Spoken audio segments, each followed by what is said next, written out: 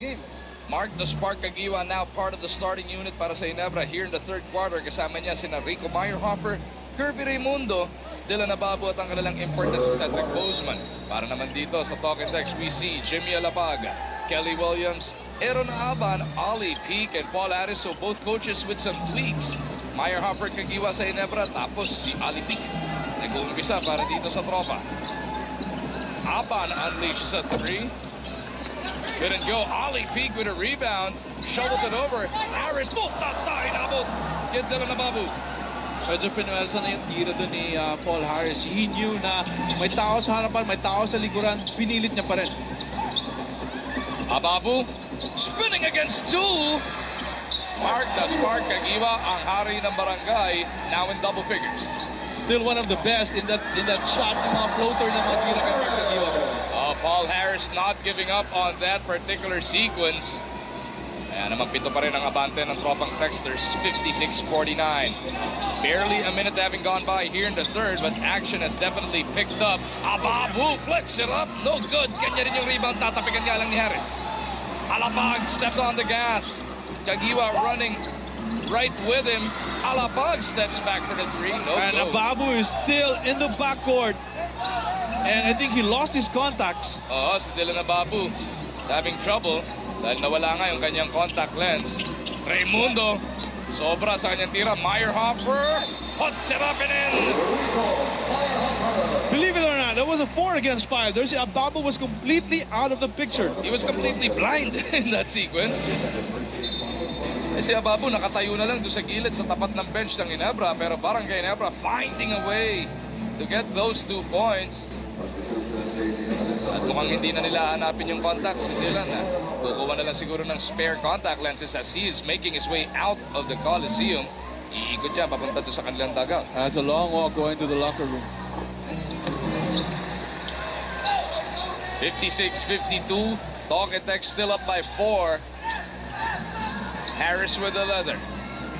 Canaleta keeping an eye on it. Nino caught reaching in. Well, those kind of fouls kanina, inconsistent about calling the hand checking. Minsan tinatawag, minsan hindi. Harris with a pull-up, no go. Bozeman clears the board. Magkakataon ng Ginebra to come within a basket. Caguioa zigzagging his way to the hole. Bozeman is there to clean it up.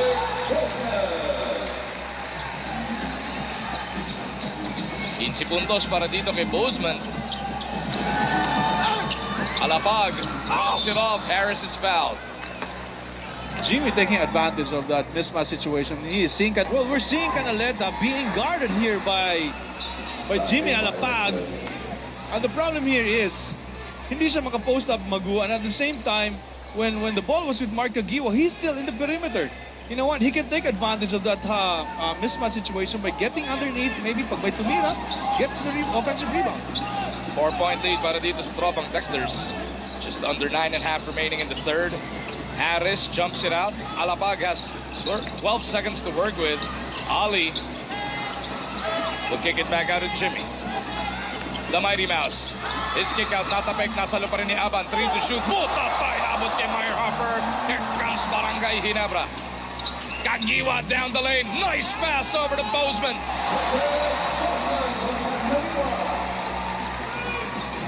58-56, the Gin Kings within 2. Alapag will reset this attack. Ginebra is also realizing na may mismatch din sila about the speed of Tocantex. Now, you're seeing them in a zone situation. Alapag over to Harris. Pull up 3-pointer. Paul will miss. Bozeman taps it to himself. At tatlo ng ang tao para sa Tocantex ang nag-ahanda pumasok. That was wide.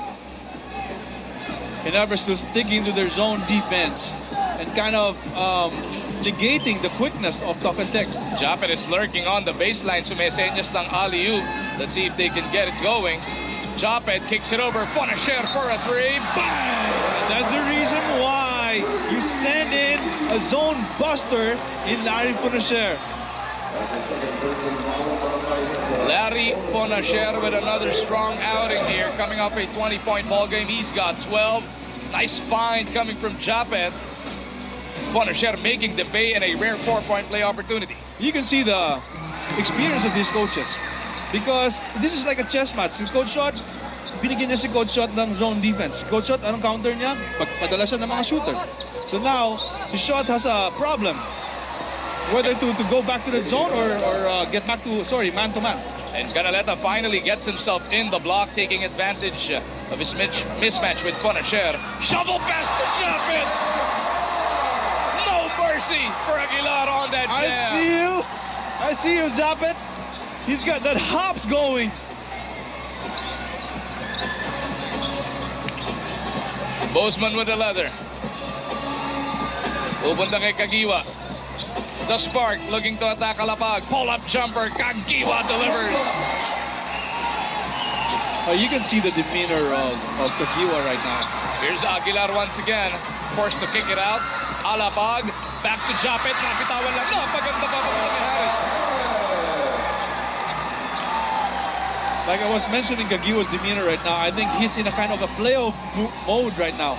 Ito si Paul Harris after scoring just 2 points in quarter number 1. Now has 20. Raimundo looking for Meyerhofer. Broken up by Harris. Take another look at that Japet jam. Nice shovel pass coming from Harris.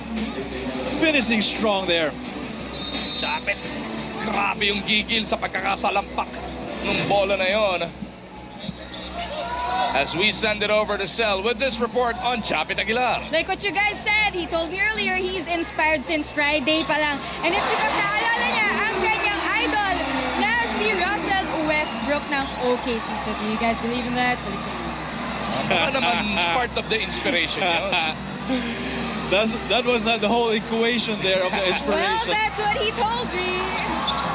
Caguioa with a 3-on-1 then. Tapos layup naman ang sinagot neto ni Jimmy Alapag.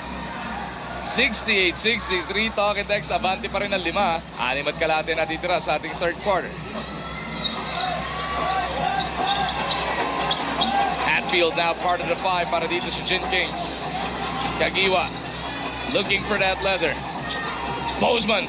Nice fly-by move. Napatalo niya si Japet doon. Ang gandang galaw ni Bozeman. Up and under.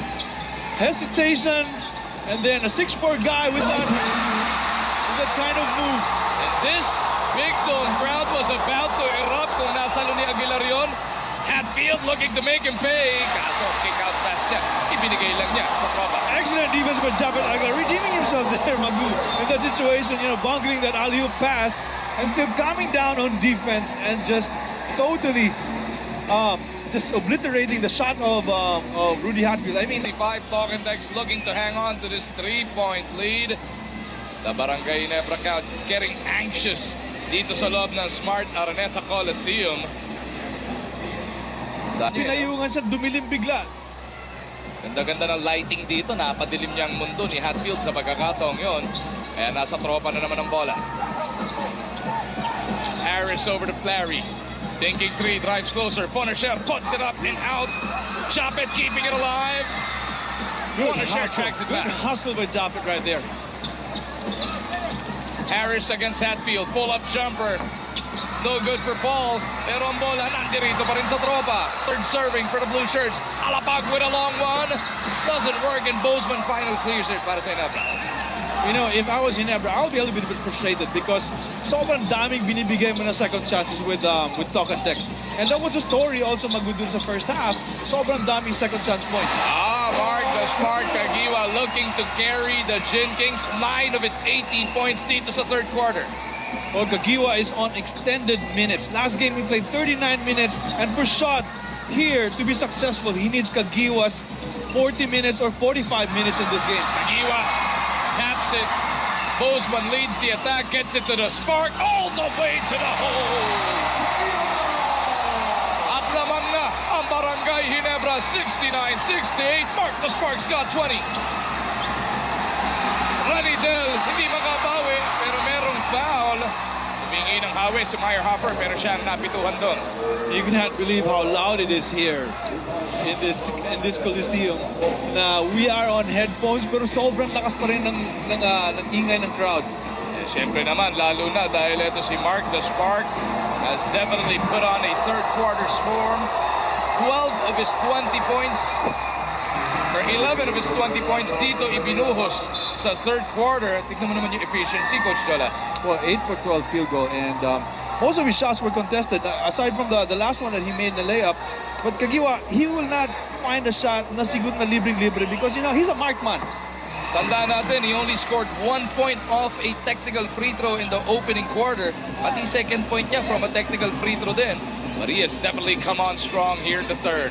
And believe it or not, the technical foul na tinira niya, that's a little bit of parang boost of confidence for a player like Mark Caguioa. Yun ang kailangan nila, just a little spark. Ranidel. Gustong mamain si Willie Wilson is successful on that attack. Ranidel's got 18 points.